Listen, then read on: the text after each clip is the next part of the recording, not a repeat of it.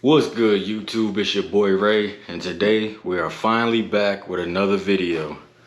I know I've been gone for a while, and I do apologize for that, but you know, if you watched my short that I had posted, I did let you guys know I was out the country, I was working, but we are back, and we are diving right back into the RX8 today, so let's jump right into it. Alright, so before I left, we had got the RX8 running, but it kept stalling out. And I already told you guys about some wires that I had messed up when I was taking the motor out, so we're going to be fixing those today. And we're also going to be replacing the eccentric shaft position sensor because I got a code for that, and I'm just going to go ahead and replace it. So let's jump right into it. Alright guys, so today we're going to start with the sensor, and this is it right here. So we're just going to get this unplugged.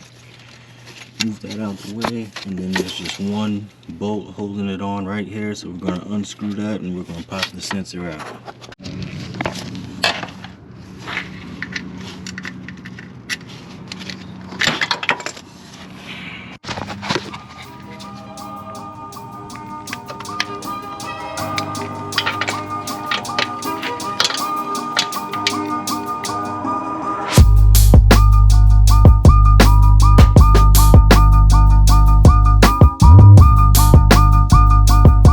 Alright guys, I got the sensor out, but we have a problem because it's not supposed to look like this.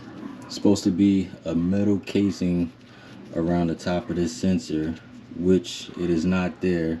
So it must still be stuck in the car, so now I have to figure out a way to try to get that out. This is the new sensor, so you can see what it's supposed to look like. So I'm just gonna try to, I guess, push this metal case out and get this new sensor installed.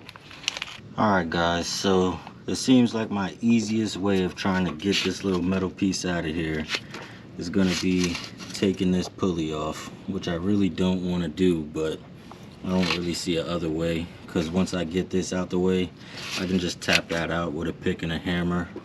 So that's what we're going to do.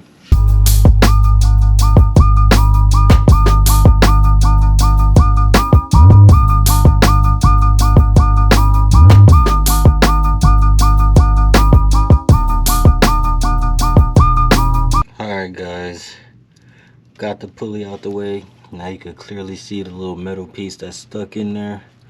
It's a little messed up from me trying to pry it out, but now should be able to just tap it right out. Alright guys, took me a little while to get that piece of metal out, but finally got it out. I don't know if you can see, that's a piece of it sitting down there on the ground. It really came out in a bunch of pieces, but we got it out. We got the new sensor in, so now we're just gonna keep putting the car back together and we're gonna start her up. Alright guys, we are up under the car. These are the wires I was telling you about that I broke.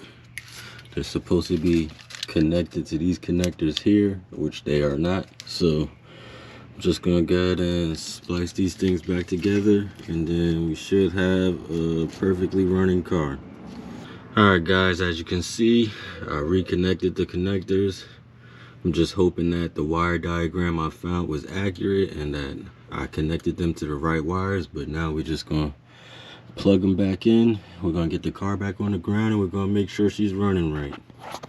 Alright guys, we got the new sensor in, we fixed the wires under the car, and I even put the front bumper back on. So now it's time to start her up and make sure she's running right.